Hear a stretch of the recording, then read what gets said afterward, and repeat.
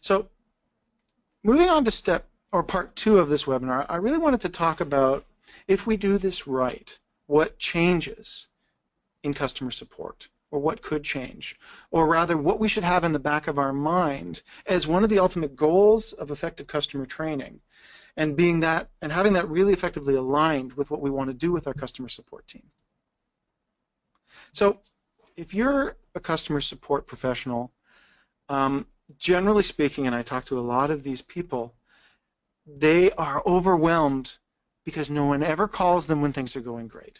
They're overwhelmed with negativity. There's a high churn in these people because no one ever calls to say, hey, I just want to let you know everything's great.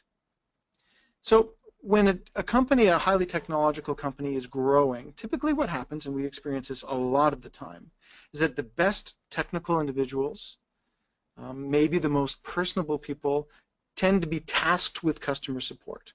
And that evolves over time with being tasked with customer training. And they don't like it. And they don't like having to answer the same question over and over and over again.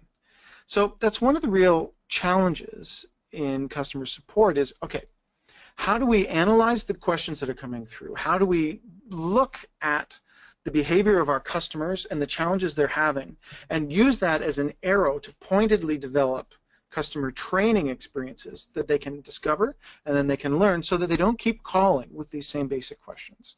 So buckets and buckets of customer support data are the best starting point for customer training because it tells you the same questions that are being asked over and over again, tells you exactly where to focus your energy. The other point here is that it's really important to train your customers just like you train your customer service team. Again, there's this division in the way we see a lot of our clients thinking and ultimately in the way they're behaving is that, okay, I've got a new person in customer support, I'm going to have them be shadowed with this senior person and I've got this manual for them to read and I'm going to have them do this and there's a plan for how we're going to train our customer service team. But there's no equivalent plan for how we're going to train our customers. So the sample that I want to walk through here, and I'll just expand the help to kind of walk through it. This is another great client of ours, a Canadian company called Innovex that have some fantastic healthcare-focused web-based experiences. And in this case, there's lots of users that are utilizing this equipment. They're across many different sites across the healthcare system. There's no access to local experts. And what these individuals are doing, 95% of the time, it's the same few activities. But again, it's brand new people coming in to do the same kind of 19 out of 20 times to do the same activity. So it needs to be done well, and the training needs to be consumed extremely quickly. So the first thing I'm going to point out here, these two videos that we've got, their durations. You see one of them is 2 minutes long, the other is 3 minutes long. And this is a really important point that I want to drive. And if there's one takeaway from this entire webinar, I want you to think the term microlearning.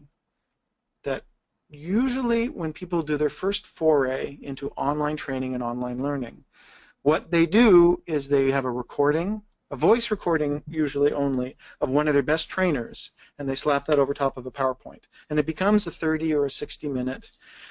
I've seen 3-hour YouTube videos that are considered the online training experience for some clients that we've talked to in the past, because that's what they've got. Nobody will sit through that in an online training experience. You might sit through it if you're in person and you're in the room and the trainer is there, and a great trainer will be able to interact with you and engage you and be able to make sure that they're answering questions and make sure that they're teaching and explaining things the right way. But you lose all of that when you just throw it in a bottle. So short videos, short experiences with a lot of interactivity, with a lot of validation of learning are really, really important. So these videos here, I mean, they're walkthroughs of critical aspects of, and I'll just turn the volume down because it's not important, it's just distracting me a little bit. They're walkthroughs of the software that the individual learner needs to do. So it's walking them through, okay, here you need to create a new patient. There's a nice big circle, a call out on that telling them exactly what to do. There's a little bit of explanation verbally that's saying what you need to do and why and some exceptions, but generally speaking, it's walkthrough of exactly the user experience. It's a couple minutes long. They'll get it. And for those who are really going to be challenged with it, if it's easily discoverable, they'll go back to this 2-minute video every time they have to come into this tool for the first time. And that's totally fine. As long as the material is quick, that they can find it, and it gives them what they need, this solves a problem. Because the last thing you want is to get a phone call whenever a customer is trying to enter in a new patient, when fundamentally that's what they need to do every single time. All right? This can drown your customer support team. Okay. So moving on here.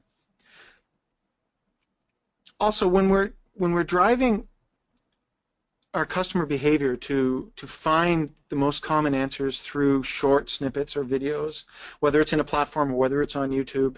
Now, what happens when they do call? Two things. Either they didn't find the video, and in that case, if they haven't found the video, the customer support response is, you know what, I'm happy to help you. I'm going to start by pointing you at this great video. Here's a link. Can I email it to you? Go check it out. Or if they did watch the video, now when they're asking the question, if it's about that topic, you know you're adding value because this is an individual that needed more help or maybe found a bug or maybe is reporting a problem with your system. Or they're asking something totally different. And now you want your customer support team, you want these seasoned professionals who understand your product to be adding value every time they interact with your customers. If they're just droning on and answering the same question every time and saying, yes, you click this new patient, and yes, it has to, you're using too many characters or something like that, nobody is benefiting from that interaction. But if they're only asking really rich and important questions, then it's not a problem that they're calling. It's actually an advantage, and it allows you to build your brand, to build your reputation, and make your customer feel like these guys are helping me because it was a good question and I needed that extra help. And then the other benefit here is when you're able to push off into an online experience or to a discoverable online experience the basic questions. Now you're making better use of the seasoned customer support team. You don't need as many people to just answer the phone with the same questions over and over again because your call length drops. And now you actually need the seasoned people because they're only asking really value-add questions. So I'm going to go again into another example here. This is our friend's Rudder again. And this is now operational training. So this is a different view of the same product training where now they've been through the introductory experience that I walked through much earlier on in this webinar. And now what they can do here is they can access support documents. So the online training can be a great way to centrally manage your manuals. That's one really great advantage. You can access the training course. You can do quizzes, and that can lead to certification and validation of learning, which is all really important aspects of the learning requirement. But you can have scenarios.